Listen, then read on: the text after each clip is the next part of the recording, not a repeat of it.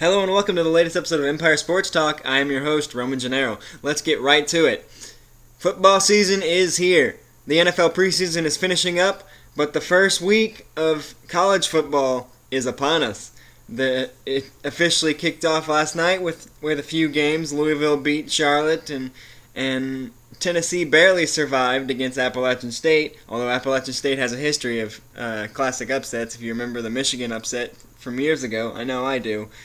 And one thing that we know about the first week of the preseason, it's usually a lot of cupcake games, if you want to say, for the bigger teams. But this year, no, this year's different. There's more marquee matchups in the first week of the season this year than I can ever remember. And just to name a few, I'll read them off to you. Just to name a few, number 1 Alabama versus number 20 USC in Dallas. Number 3 Oklahoma versus number 15 Houston, 16 UCLA versus Texas A&M, 5 LSU versus Wisconsin, number 18 Georgia versus number 22 UNC, number 2 Clemson versus Auburn, number 10 Notre Dame against Texas, and number 11 Ole Miss against number 4 FSU. And that's all on the first Saturday, or in the case of Ole Miss and FSU, that's on Monday. But that's all in the first week of the college football season. So if you're tired of cupcake games to start the season, this is the year for you to watch, man. This is going to be fun.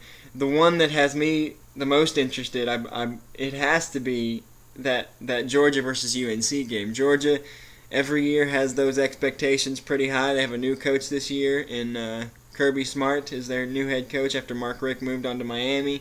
And UNC has just been rising up the ranks year after year. They played in the ACC championship game last year. They got a lot of their guys back, so it's interesting to see them come back. That's going to be the most interesting game to me. USC's a tough team, and they have the toughest of all tests, taking on number 1 Alabama in the first week. But that's just a few of the good games, and I didn't even list all the good games in the first week. But I know I'm excited for the first week of college football, and I hope you are too. College football is one of the greatest things on this planet. So we have a lot to be happy about. Joey Bosa of the San Diego Chargers finally ended his rookie holdout. But that contract, it's good for Joey, but the San Diego Chargers proved once again why they're not run very well. Back when Eli Manning was drafted in 2004 and refused to play for San Diego, that's the exact reason he refused to play for him, is because they weren't run very well. And this contract proved why. $26 million over 4 years with a $17 million signing bonus, and every cent of that contract is guaranteed. Now, we don't often see a case where every bit of a contract is guaranteed, because that's ridiculous. Usually there's an injury clause or something like that would make it so that you can't do that. But this is just the Chargers. They wanted him in camp so bad that they were willing to guarantee him every cent of his first 4 years, which is ridiculous. What if he gets hurt? What if he comes in to camp now and he's severely out of shape, and now he's got to get in shape in a hurry because week 1 is fast approaching? And as far as him, I don't know why they would pay him that kind of money. If a rookie comes to me and says, I deserve to be the highest paid rookie, without practicing, without playing, doing anything for me, without any of that, I would have a hard time negotiating with him. If anything, I'd say, okay, find yourself another team that's willing to pay you that. But of course, he's with the Chargers, who are notoriously poorly run, and so of course they're gonna pay gangbusters for an unproven rookie who believes he's the best. And like I said, he's got to get in shape in a hurry, and he's got to prove himself in a hurry if he wants to stay there or anything like that. But with the way San Diego runs things, he could be injured for 4 years and stay there for 20 years, be paid, all guaranteed. So, but at least the Joey Bosa saga is finally over. It wasn't just bordering on ridiculous. It was 100%, no doubt, ridiculous that he would hold out for that long without doing anything. Holdouts make sense. I said it last week. Holdouts make sense for the higher profile players like Des Bryant or DeAndre Hopkins or anyone like that. who has held out. But for a rookie that has not practiced, that has not experienced the NFL, that has not reported to any workouts with his team, it's ridiculous to hold out. And on the other side, it's ridiculous to pay somebody that much after they refuse to play for you until they get unproven money. So, but at least that saga is finally over. We'll have to see. We'll have to see how he handles the NFL. Like I said, I predict that, or not predict, but I think he at least needs to be knocked down a few times to get it out of his system that he's the best there ever was. I mean, he was good at Ohio State, don't get me wrong, but it's ridiculous for anyone to come in to a new league that we've seen things are totally different. We've seen rookies that are the greatest things in college and they can't hack it in the NFL. Jamarcus Russell, Tim Tebow, whatever you want to say. So it's been proven time and time again that the NFL is a different game. So it's ridiculous for any college star to come in and assume that they're going to have the same level of success. Some do. Cam Newton, Jameis Winston, Marcus Mariota are on the rise. Teddy Bridgewater's on the rise, although he just went down with a terrible injury that could end his season. But none of that matters. Football is here. I just had my first fantasy football draft. I'm really excited about it. And I have another one coming up. I'm really excited to have football back. Baseball, the pennant race or the division races are coming. They're heating up now. The races are getting closer than we thought they'd be. Defending champion Kansas City Royals are becoming relevant in their division and in the wild card, and the San Francisco Giants are making their case to win again in 2016. If you remember, they won the championship in 2010, missed the playoffs in 2011. Won the championship in 2012, missed the playoffs in 2013. Won the championship in, you see where this is going. Won the championship in 2014, missed the playoffs in 2015, and they're making a case for the playoffs in 2016, which if their streak is to be believed, they're going to win the championship this year. I hope it ends. That kind of inconsistency is maddening, and it's frustrating for baseball fans to see a team that is so inconsistent, where they're sitting at home one October and the next October they're raising the trophy time and time again. Especially with the way the Cubs are playing, there are a lot of Cubs fans and a lot of baseball historians, baseball fans that want to see that curse broken. So like I've said before, if you're not a Cardinal fan, you're probably on some level rooting for the Cubs. So baseball, it's now September, so baseball has one more month. It's almost playoff time. We'll have to see how those races shake out. But I wanted to go ahead and get to my main topic, because it's taken over not just the sports world, but the news, because that's how big of an issue it was. And that's Colin Kaepernick, the quarterback of the San Francisco 49ers. I had an episode last week where I talked about some issues that I don't normally talk about, women in baseball. I got onto Joey Bosa a little bit, stuff like that. I don't usually like to go too heavy in these podcasts, but sometimes things happen that are bigger than sports, bigger than football, and that's this Colin Kaepernick situation. In the third week of the preseason, in a game against the Green Bay Packers, during the national anthem, Colin Kaepernick remained seated on the bench, not because of an injury, not because of any undisclosed issues, but because he chose not to. He chose to stay seated, and the world noticed. And then in the press conference, he made a statement, and I'm going to read that statement to you. The end of the statement is a bit graphic, but I'm going to read the statement to you. This is the statement that San Francisco 49ers quarterback Colin Kaepernick read or said after he refused to stand for the national anthem. He said, "I am not going to stand up to show pride in a flag for a country that oppresses black people and people of color. To me, this is bigger than football. and it would be selfish on my part to look the other way. There are bodies in the street and people getting paid leave and getting away with murder. He refused to stand during the national anthem because of police brutality and the things that are going on in this country. And I understand that. This country is more violent than I can remember, probably than ever before. It's got more issues of police brutality, more issues of race things than violence than we've seen. So I'm okay with Colin Kaepernick having the opinions that he had. As far as not standing on that stage, that I'm not okay with. Here's the thing.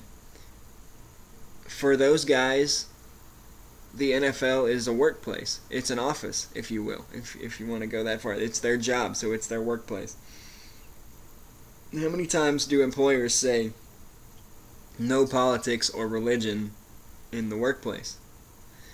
And on top of that, this may be a naive sports argument here, but to say I'm not going to stand for a flag to show pride in a country, blah, blah, blah, that does all this, and yet you play for a team in a league that is celebrated in the country that you don't want to respect, and you're being paid $26 million over the next 2 years to, quite frankly, sit on the bench. Now, I'm not trying to say, oh, get over it and just go throw a football. No, because I believe that we as a society need to take social issues very, very seriously. But here's the thing with Colin Kaepernick. He's had a history of, and he did get up there, and in his statement he spoke eloquently and knowledgeably about the issues of police brutality and racism and all of the things that he talked about. But as long as he's been in the NFL, that is about the only thing that Colin Kaepernick has ever done eloquently.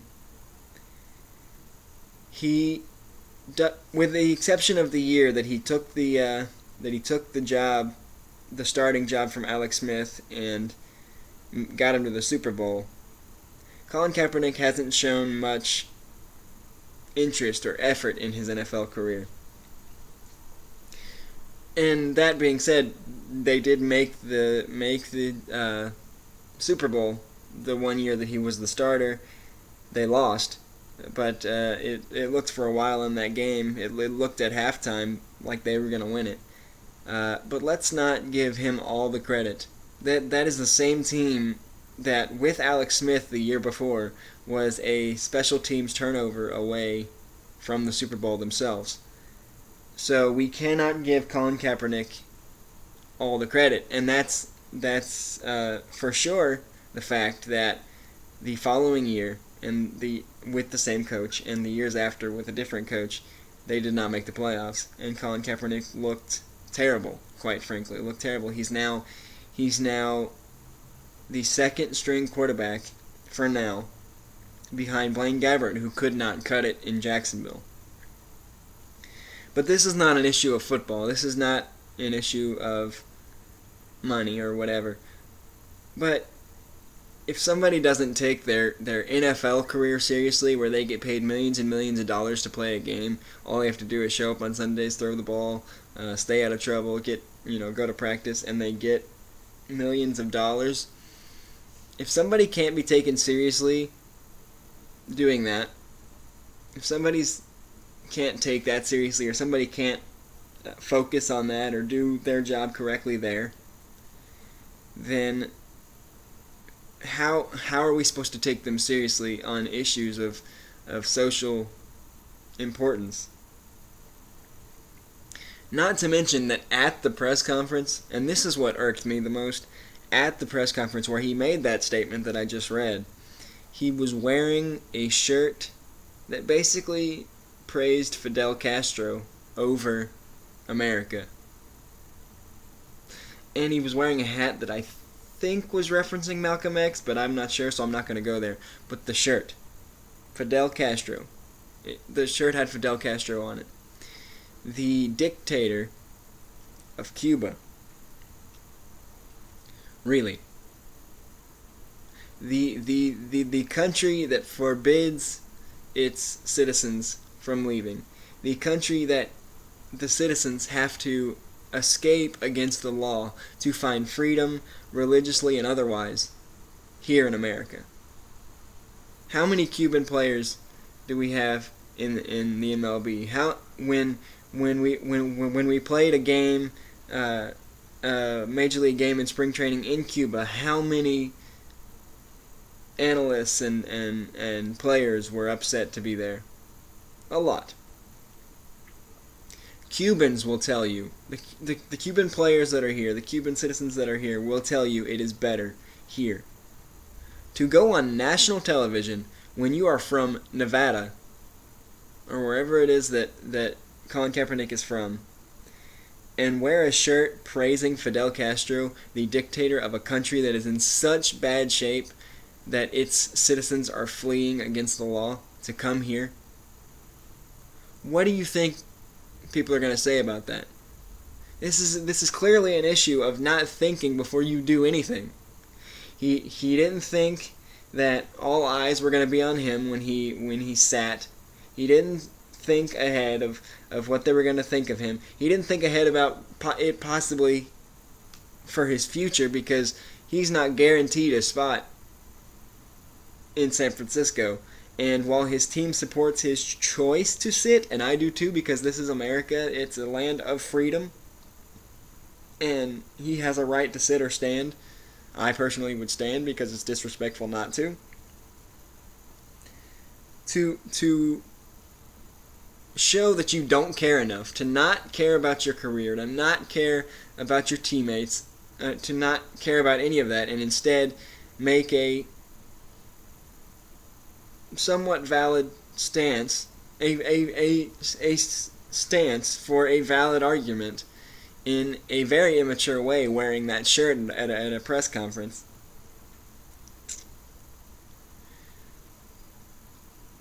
I don't know what to say about that. And on top of all of that, he then shows up at practice wearing socks on the practice field that had pigs in police caps. They were pictures of pigs wearing police caps. And again, it was noticed because you're in California, you're playing in the NFL, and you had already made such a bold statement. It was noticed. And the symbolism of those socks was not lost on anybody. It's clear you have a problem with the police. It's clear what your stance is. So why would you show up wearing socks that depict police as pigs, as animals? Okay. The police, in general, are sworn protectors of our communities, of our cities, of our lives. And let's not let the few police officers that resort to violence, that resort to unnecessary force, soil the name of police officers in general. There was a time, I greatly respect the police. There was a time in my life in my short life, where I thought that I would really like to be a police officer. Not for any other reason than to protect people, than to make sure they're safe. And most police officers out there, that is their goal. But the ones who have other goals, the ones who have other motives and use excessive force and violence, those are the ones that are caught on camera. And so those are the ones that we assume share with all police officers. And that's not the case. We need to have respect for law enforcement. If we have respect for law enforcement, they will respect us back. And you can argue that all you want, but that is the truth. So how dare Colin Kaepernick wear socks that depicted such a vile image about our country's law enforcement, about the protection that's provided for us. Not to mention that every single game that Colin Kaepernick plays in every single city, there is police detail to protect those players. Because no telling what those fans are going to do, especially now after what Colin Kaepernick has done and the disrespect that he's shown. And in last night's preseason finale against the Chargers, which is a heavily It's a heavy military city. They have a great military presence. All eyes were on him again, and he took a knee. I don't know if this was his lame attempt to continue his protest or to maybe kind of get the same sympathy that Tim Tebow got. Although Tim Tebow was not making a statement. He was praying. He was showing his beliefs. His beliefs in country, in God, which Colin Kaepernick clearly has shown a stance directly against both of those things, anti-America and anti-God, if you want to go that far. I don't. But it definitely was anti-America. And if he's so anti-America, quit the NFL. Give your money back and get out.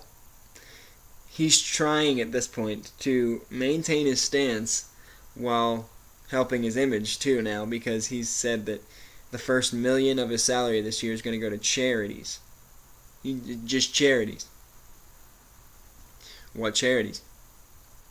Why the first $1 million? Why not the full 26? Because you said, that country, the league that is in the country that you're not going to stand for is paying you that money. So why not give it all back?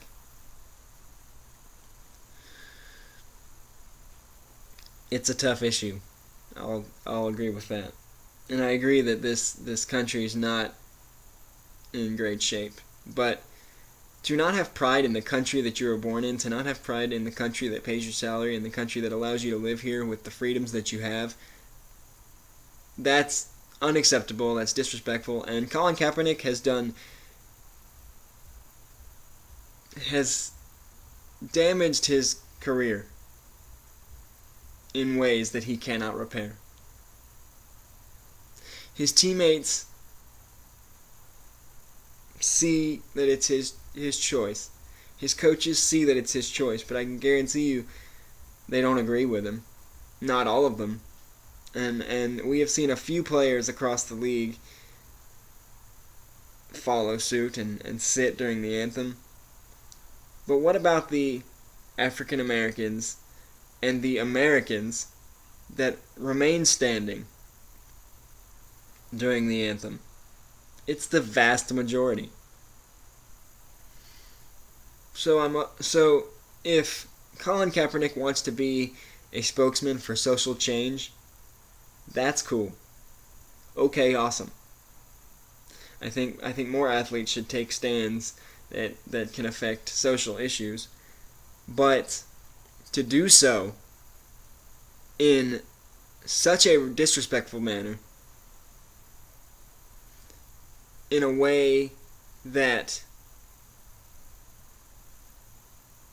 like I said, is disrespectful, but to come from somebody that cannot be taken seriously in his career, in his life, in how he interacts with his team, with his teammates, with his city. I don't buy it. And most people aren't. Most people are going to see it how the media sees it. A publicity stunt, a disrespectful act that needs to be corrected. And if I didn't get in trouble last week for the things that I said, I probably will this week. But I'm okay with that because it is my job to voice my opinions on the issues. And everything I've said, that's my opinion. I don't speak for everyone. I think it was disrespectful. I think that wearing those socks on the field was too far. I think wearing the Fidel Castro shirt was too far. And I would like to have a word with Colin Kaepernick one day about that. And when he took a knee, I don't know, like I said, I don't know if that was an attempt to soften the blow of what he did or just to stand firm in it, because he did kneel, which football players often do.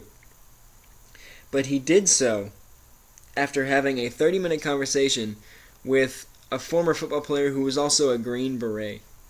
And the Green Beret was standing next to him. So I don't know what he was doing during the kneeling, but I hope the Green Beret got through to him. I hope they had an intelligent conversation, and Colin Kaepernick knows now that what he did, not standing, I mean, it's his right to not stand or whatever, but then to show the disrespect of making the statement while wearing the shirt that he was wearing. And that's what I have the biggest problem with, the clothing choices he made to make his point. His opinion was well voiced, he said it well, he spoke well, he was well informed in a later statement. But to say all that with a Fidel Castro t-shirt and socks that depicted cops as pigs or animals, that's not okay. That's where you went too far. That's what people aren't going to take seriously about your statement. Years from now, when we look back on that incident, we're not going to look at how well you said what you said or how knowledgeable you were on the subject. We're going to look at how you chose to represent that with that shirt and those socks, and then not backing down, not apologizing to anyone about that. You play in a league, like I said, that has a heavy police presence during games to keep you and your teammates safe. You clearly overlook that. You clearly don't appreciate that. So I hope they forgive you. I hope they continue to protect you. It's their job. And 99% of cops do their job correctly. So they will. But how dare you see the 1% and think that that's how they all are. And just like, how dare we see the African Americans that do things wrong and think that's how they all are. It all starts with respect, and respect goes both ways. Have you ever heard of being the bigger man and rising above it? Colin, I'm talking to you.